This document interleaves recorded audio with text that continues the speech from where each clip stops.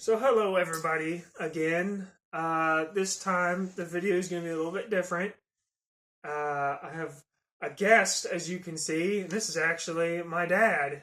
What And up? yeah, so he's been playing games longer than I've been alive. And so we're going to do a Fallout 4 review, and I got him on here because he recently played it and beat it along with all of the story DLC slash expansions. Expansions. That's a good one. I'd leave that in the video because that's not funny. But yeah, I thought it'd be cool to have him on here so you guys could potentially see like what the older generation, the wiser generation, thinks of Fallout. So I guess I'll just start it off with what things did you like about it? So I guess before I start my comments, like everybody, like I play games the way I play games. So, uh, like we like watching each other play games sometimes because we are drastically different. The way we play, the like the style of games we really like, but sometimes it crosses over. So like we both like the Fallout games, so we both played them, but we both play them drastically different. So some of you are probably gonna like my comments. Some of you are probably gonna hate my comments. Probably most of you will, because mine are based on like how I like games. So like one thing, I'm big on story, plot, campaign. Like if it doesn't have that kind of stuff, I'm not really digging it. I don't play the types of games that are super hard, difficult, like you're mashing buttons like crazy, doing long combos. I don't eat that up. But one of the positives I liked about this game was you could buy a lot of games that say they're open world, but that's not necessarily true most of the time. They're not true open world games. You're still guided on a path. Everything you do always leads to the same place over and over. But these games, it's true open world. It's like a choose your own adventure book from way back in the day. I don't know if anybody has ever done those, but like, you get to do what you want to do. So like for me, I get past that intro period and I just take off. Like I go roam for Man, I can roam for weeks sometimes on large games like this, and then I'll finally come back to some of the main story, do a little bit of it, get bored with that, and I'll just go off and roam again and just do random stuff. And I love these games because I can just like disappear, and like sometimes he'll check in on me like, "Hey, have you done this or that yet?" Absolutely So not. the one thing you were just talking about that, did you because now that you're done with it, I wanted to see if you had ever found this one location that's on the map. It's like south east, like right on the ocean or whatever. Did you find that boat with all those I don't know if they were like Swedish or whatever. I forget the name of the boat, but I think there's like a bunch of ghouls on there, and they didn't even speak English. Did you find Yeah, that? yeah. Yeah, it was like the weirdest thing. But if you don't go exploring, like really, like thoroughly or whatever, you may not even find stuff like that. Yeah. I mean, it is crazy how much stuff is in these games. I will say this: I was a little bit less impressed in this game than I was in some of the other Fallout games because of certain things. It's not like the amount of stuff I think was less, but I thought the Fallout lore was slightly less this time around. That's what happens. But yeah, the did you find it was like this town, and it wasn't super far from the starting area. I think it was. I forget the name of it. It's hard for me to remember the name sometimes, but they had like it was like 10 or like 12-foot concrete slabs for walls. Did Mm-hmm. you find that? It was like a few houses inside of it, Yeah. like a tiny village kind of thing. Yep. Yeah, it was really crazy. Like if I mean, just the amount of stuff you can find. Like they put, like I always say, they put stuff in the games that is so like extra that there's some people who never even find this stuff. Right, because like the base game alone is ginormous. Like the amount of stuff to do, not like map size, but the amount of stuff to do and see. And that's another thing is these games you get as much out of as you put into it. Where if you don't interact with the characters, you might not get nearly as many of the side quests. You know, I like to interact with almost every single character I walk up to, because you'll either just walk past somebody and get a side quest automatically, or their conversation will start one. Yeah. And the cool thing too is and basically all of their newer games, well, even Oblivion, like, you know, all these games, if you just if you're not even talking to someone, but like you're in the distance and like two characters or NPCs or whatever are talking to each other, you can listen to it. And sometimes it'll bring a thing up on your screen like, oh, new topic or miscellaneous objective or whatever. This, go talk to so and so about this, or you've heard of a new location and now it's like marked on your map and you can go visit what they were talking about. Yeah. That's just really cool. Yeah, in these games, because there's so much to do, it's like all of a sudden I have ADHD. Like, I go off on a quest, and then I get another side quest, another side quest. Pretty soon I'm 6 side quests off of what I started doing. And I just end up doing them all. But, yeah, I just, short attention span real quick. Keep getting distracted. The reason your phone wasn't a big deal is because he makes a guest appearance every single time I start talking and doing these videos. It's funny. But, yeah, it's just, their thing always is always the exploration. I mean, it's, they just put more work into it than anything else I can really think of. But is there any other good things that you like too, or bad things? I'll tell you, like, the add-ons. In some games, when you have add-ons, expansions, whatever you want to call them, sometimes they're pretty lame. Like, all you get is, like, an extra couple skins or a couple guns or... Right? It is pretty lame, but when these guys do these add-ons or expansions, it's like a whole new thing, because you get a new map, you know, it's new environments. New enemies, weapons. New missions. It really is like a whole separate game. Normally, these publishers would do those things as a separate game. And these add-ons are, again, big. Yeah, like, they're only like $15 or something like that. Yeah. And, I mean, I feel like they could charge $20 or $30 and really wouldn't have that much of an issue with it. I mean, how much stuff you get, but that's well, I've seen other companies sell that same type of thing as like a $30 separate game. Yeah. But really, it's only an expansion is all it is. Yeah, it's just like the level of like, I don't even know the word for it. It's just, they seem to like their games so much that they put all this extra stuff into them. Yeah. And, like, I mean, realistically, they sell their game for the same, like, well, now it's $70, you know, games are $70. But there's plenty of other games selling their games for $70 and do not have as much, just, like, things to do, things to see, and stuff like that. Yeah. So it's pretty cool. So, when I first started playing this game, I started making some comments to him about the way the game was going. Oh, the difficulty, right? And he was laughing. He was laughing so hard because the way I had chose some of the skills at the beginning. Well, I thought, like, you had put endurance at 1, and you jacked your charisma up almost all the way. It was like 8, 9, or 10 or something you put it. I forget. Yeah.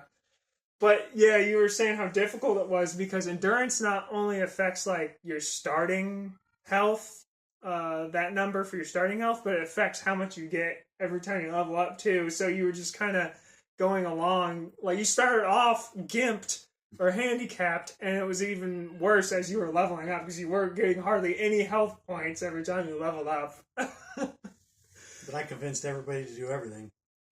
Yeah, so that was the thing I had never done. I've played through the game completely twice, maybe.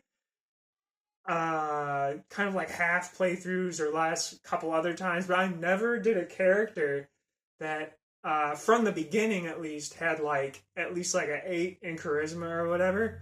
So I was watching you and seeing all the choices you had for like all the different quests and stuff. was pretty crazy. Like, for me, like I didn't have that. So if it was like a quest for like, hey, go get this stuff for me, and I'll do you a favor. But like I saw the one quest you were doing, you were able to just convince the person right away. And you didn't have to go get the items for him, and he was just like, "Oh, you seem like a decent guy. I'll cut you a deal or whatever." And you just got to skip that whole thing, and he just seemed to like you right away, and just gave you what you needed for the one quest you were doing. And I'd never seen any of that stuff. And there, kind of like what you were talking about. You can, each person plays the game a little bit differently, like with their character, how they like build their character and stuff, and then also just the places they go. Like everyone does their own little like different paths and stuff. Yeah. So I was gonna say that as a tip, like keep making saves before you make big choices. Yeah. Because then you can make the choices, see how it goes, and then go back to that save, make different choices, and the game has a completely different outcome. Yeah, I remember you chose the you sided with the Institute at for the end of the game. That's family. That's blood. Yeah, so that was crazy to me because the first time I played through, I sided with the Brotherhood, and then my second time I played through the game entirely, I sided with the Minutemen because I realized like the Brotherhood aren't necessarily good guys, but what they're doing like for the total of mankind is a good thing, but they don't treat people very good. Especially if you're a ghoul or a mutant, like even if you like aren't like a bloodthirsty ghoul or a mutant, you're just a normal person. They still treat you like dog poop. But it was crazy seeing like you chose the Institute, and I finally got to see what that looked like. Like after you side with them in the last couple of like quests or whatever, you're down that path because you committed to it. Because with the Brotherhood Minutemen, I saw like last 2 or 3 quests of the game are completely different depending on which group you side with. And I still haven't gotten, or have not gotten to see what it looks like if you side with the, I think it's Railroad. Yeah. Because they're different as well. They're different goals. Every one of those groups had different unfortunately, I had to murder every one of them. Yeah, I don't, like, some of the choices you make, I'm like, that seems kind of messed up and dark. So another thing about me is I'll side with every single group initially until I don't, and when I don't, you're done. Yeah, I noticed that's something we did that is similar. Like we'll do the quests and for all the groups and kind of play along with them to kind of give them more time, I guess, to almost see like what they're about, like what their ideals are and stuff like that. To kind of give them the chance to like show how good or bad they are, and then it's towards the end of the game, when you got to make that decision, you pretty much know by then like these guys suck and these guys don't. But it's still a personal thing because everybody can end up making different decisions. There's like 4 different factions or groups you can side with. So yeah, I mean, is there any other good things you got to say or? Well, that's another point is like on these expansions or add-ons or whatever. Oh yeah, Like say Far Harbor as an example. When you go to Far Harbor, it's a whole new set of groups, and you get to do that all over again. Yeah, the Nucleus, and which was the synths or the rogue synths kinda, and then the Children of Adam, and then also there's just the normal people, the people of Far Harbor that are stuck in between those 2 groups. They're kind of getting screwed over a little bit because of it. I fixed the glitch though at the end. When you see that. Yeah, you sided with. You sided with. I launched the nuke. Adam. Yeah. So I've never seen that before because I sided with. Nucleus. Oh my god, I forget the dude's name. Crazy name. The guy, the synth, the lead synth with the crap sticking out of his head. Always forget that dude's name, but yeah, I sided with him because he seemed like a half decent dude as long as he wasn't being like deceiving or whatever. And then like Nuka World obviously was different because they were all raider gangs, and so they're all pieces of crap in their own different way because they are all raider gangs, but they do their raider stuff differently. Like the one guy's there was like the stuffed animal people that were more Yeah. like primal. I forget the name of them. And then there was almost like the mercenary slash hitman guys that would wear those like kilts There's almost. the operators. Yeah, the operators. And then the third group, I thought they were just the absolute worst because they were purposely brutal with everything they did. They would freaking cut people's arms off or throw them in cages and stuff. Yeah, I started turning on them instantly because one of the groups I remember they were like, "You better watch your back." And I was like, "Oh, really? Yeah. You better watch your back." And it was crazy to see also the difficulties, like you can choose like just completely varying amounts of difficulties. And I know you played on the easiest mode, and I played on the hardest mode. And even my first time playing the game, I played on like it was either hard or very hard. And then second time I played through the game, survival had released at that point, and I did that. And so I remember survival where it was like I couldn't turn on them yet. Yeah. I had to wait until like the right moment and take them on like one by one. I saw you got to do like what I wanted to do, is just take them all on at once because they couldn't beat me basically. That was funny. But the DLCs were definitely their own cool things. You know, like we were saying, different new weapons and new creatures like the gator claws, and then there was straight up a dude that was Tarzan, which was kind of a Sito or whatever. Yeah. That was funny. They do stuff like that sometimes. But anything else that you want to talk about? I mean, I guess probably on to some of the stuff I didn't care for Yeah. at this point. Not that I really had a problem with it, but I thought that glowing sea area was, for the most part, a waste. I thought they missed the mark on that one. Yeah, the environment, or like the mood or vibe or whatever, it was really cool. But it was definitely kind of empty. Like there wasn't too many locations in it. That's Yeah, I just how I felt about it. I saw other people online saying the same thing. Like, they went out there roaming around like I did, waiting for something to happen, and there was almost nothing. Yeah, you're basically out there walking along a desolate, like, landscape, getting attacked by some of the nastiest enemies. So it's really just like a combat area. There's hardly any quests that take place there. I mean, you do, because they're in the main quest. Like, you go visit the Children of Adam sector that's there and stuff, and most of that stuff you just end up doing through the main quest. So once you're done with the main quest, I mean, I don't really remember there being many reasons to go back there. I was surprised there was not an add-on or expansion for that area. Yeah. Because it was so blank, I was waiting for something else. Like, hey, we're gonna, and like even yesterday at Fallout Day, and they did a Fallout 4 Anniversary Edition. I was expecting to scroll down through there and see a new glowing sea expansion. Yeah, they said they're gonna re-release it with some mods or whatever. So who knows what the mods are gonna include? You know, they can include anything from like guns to small side quests and stuff. But yeah, the glowing sea, I think that was probably something they wanted to do more with. But you know, with them, they eventually got to cut it off at some point. And I think that was one of the sections of the game that they cut off, unfortunately, too early. But yeah. So another thing I didn't care as much for, I kind of touched on earlier, but I thought the vaults were a step back this time too. Like some of the other vaults you went through in the other games, man, there was a lot of story, a lot of gathering stuff off the 3. terminals. I thought was pretty dark with some of them, and then some of them were like just crazy social experiments and stuff like that too. But yeah, this one. Well, I thought a couple of them were just pushing the workshop thing on you.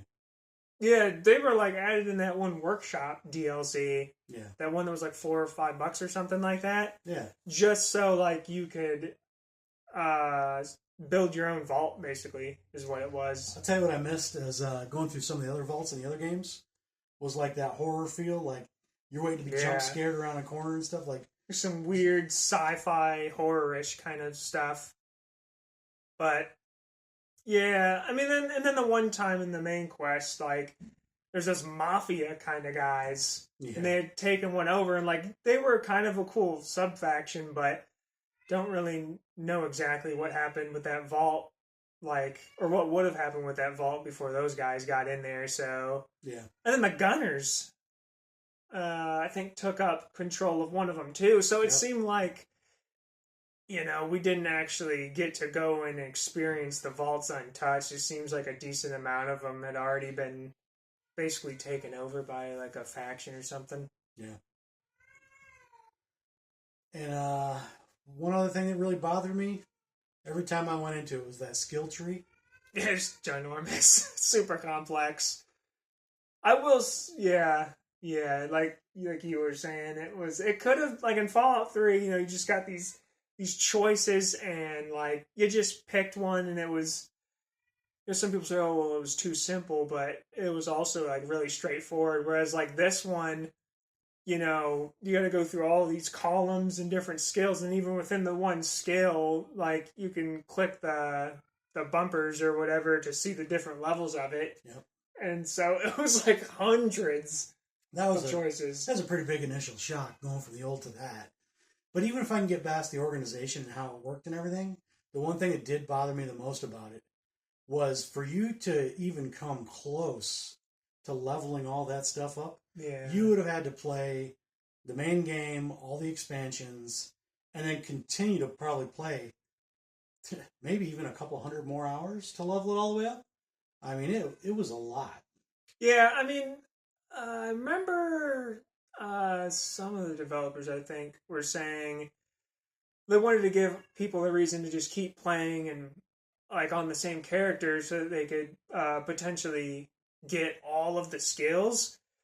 But I'm like, eventually, like, as you level up, it takes more experience to level up again than the previous one. So it takes a super long time to level up at one point. And I think you're honestly just better off, like, if you really want to play the game in a different way, like, your VATS or your sneaking or your charisma or your, like, super strength with melee weapons, you're both just starting a new character, because eventually it's hard to get those skill points. It takes a long to level up. Yeah, there's very few games that I'll say it's worth starting over. But these, because there's so many choices to make and they all affect the outcome of the game, go back and restart the game all over from the very beginning and make different choices and have fun with it. It's not just this game that kind of makes me like angry about. Like, there's plenty other games that like make it harder and harder to level up each time because it takes more experience. Like, the number of it gets bigger each time. So eventually, the first 10 or 20 levels of like all of the Fallout and Elder Scrolls games, for instance, like you're leveling up fast. You're like, man, I'm getting all these like skill points / perk points and stuff, and it's making a huge difference for me. And then by the time you're like level 30 or 40, you're like, man, these choices, like, I'm really thinking about it, because it's taken a lot longer to get a skill point now. It starts really slowing down. And I wish games would kind of take back, it's like a grindiness to it. Like, you feel like you're really grinding at the end because it takes so long to level up. Yeah. So did you have anything else that you didn't like about it? I mean, like I say, sometimes it's nitpicky stuff with me with every game, but I guess like the Fallout 3 atmosphere felt super bleak, and everything was like gray green, like it was a dark, like leaned a little bit more towards like the horror side of things, with like the vaults, even some of the other experiments, some of the enemies like centaurs were disgusting, and some of the other stuff. But Fallout 4, like when it's like a sunny day, it doesn't feel like as irradiated, I guess, as like Fallout 3 felt. And that's obviously a personal taste, like nitpicky thing for me. Timeline wise, what was the difference in timeline between the two? So in Fallout 3, it was probably about 20 or 30 years, because remember Maxon from 4? Yeah. Remember, he was a kid at the Citadel, so it's probably 20 or 30 years. So it's... So I guess opinion thing, but seeming like it was slightly a little more cleared up. Yeah. I don't know, maybe that's possible. Yeah, just like I said, I'm probably being nitpicky about like art style. But I don't know. I mean, with this game, like, I don't have very much to say. I mean, I'm obviously like biased towards like Bethesda stuff, but they usually are like my favorite games overall. So not much negative stuff from me. So I know you said you were going to rate this game. Yeah. How do you do your rating for this? Like, do you have specific criteria? I mean, I just think about like I try to start a game off at 10 usually for me, and then when I start thinking of the negative things, I start taking points away. Basically, is how I just end up doing it. That's like boxing. So yeah, I guess that's how I'm doing it, and I can't think like of anything but nitpicky stuff for me. And so honestly, I bounce between like a 9 or a 10, but I just lean towards a 10 personally. Okay. So when I was thinking about rating it, I was like, this is kind of difficult because if I rate it like I would a normal game, I say I give it like a 9.5. Yeah, right? But I thought about it. I was like, I don't want to do that, right? The way I want to do it is I want to look at it more strict, like, because I've seen some of the other things that Bethesda's done with their other games. Take that stuff, do a comparison mixed in there with the regular rating. But then I was also like, well, you know what else isn't fair? The base game, and then do a second rating for that with the expansions. So some people might not like the way I did it because taking into effect all the cool things I saw in the other games they did, I rated this one a little lower because I felt like they took a step back on a few things. So honestly, without the add-ons, I rated it at a 7.5. That'll probably piss some people off, but I felt like they could have done way more considering all the things they had already done. But then with the expansions, I gave it a 9. Yeah, I think I just like the expansions too. I mean, if I had to, I'd probably give those like around the same range, like a 9 or a 10 or something like that, because it felt like the same stuff I like from the base game, except you're just in a new place and you're seeing new enemies, new weapons and stuff, and it felt like a breath of fresh air because once you're done with the base game, some people do feel like they want a new experience, and that's what going to Nuka World and Far Harbor was like. So it's really cool. Well, I got tired of seeing baby Yaguas. Baby Yaguas? Oh, there's like stunted ones too. Yeah. Like that was kind of weird. Yeah, I kept seeing stunted ones all the time. Like, it's not until you get to a higher level. The real ones? You gotta get to like level 20 or 30 or something like that before they finally start giving you like the normal ones, and there's like glowing ones. Oh yeah, and one thing I did notice about that too, saying how there's differences of levels. Later on, I noticed they had more death claws. Like, yeah, you'd come around a corner, boom, it's right in your face. Yeah, there's like different ones too. Like start getting higher levels to like Alpha Deathclaw or Deathclaw Matriarch, and then like there's glowing Deathclaws, and way higher levels and stuff. But yeah, I mean, is that everything for you? Yeah, I think it's probably everything for this video. I mean, we could dig in forever. Yeah, because the longer the game, the more you can talk about different parts of it. But that's it. You said 7.5 without DLC. You said 9 with, and I just went ahead and set a 10 because I can't think of too many things that. Yeah, if you don't like my rating or comments, blast it on the comments. And there's some people, and before we end this video, they like there's a civil war within like the Fallout fan base, and like the big debate is Fallout 3 versus New Vegas, and they say like Fallout 4 is just behind both of those, and they say 76 is even behind 4. And it's always funny because if this does end up like getting like a lot of people watch it, you'll see in the comments it's like a civil war within the fan base. It's funny. Well, everybody likes what they like. That's, like I said, that's another cool thing about these games because a lot of different play styles can play these games, and you'll get what you want out of it. Yeah. I mean, we're all having fun. Yeah. I don't understand why we fight. We all just honestly want the best game whenever they do a sequel, so that's probably the biggest part of it. But yeah, that's it. We'll we'll probably like so far we've played in recent times we'll probably get to the Oblivion remaster sometime. We could both do possibly in the Indiana Jones if we played that one. We could do Fallout 3 and we could do Fallout New Vegas, and then in the future if you play things that I've played too. Sorry, I'm laughing because some of the decisions I made in New Vegas. Yeah, some of the stuff that you make decision wise, I'm like, I wasn't happy. yeah. So who knows? Maybe in the future, years down the line, you end up replaying it, making new decisions because that's like half the fun of the games.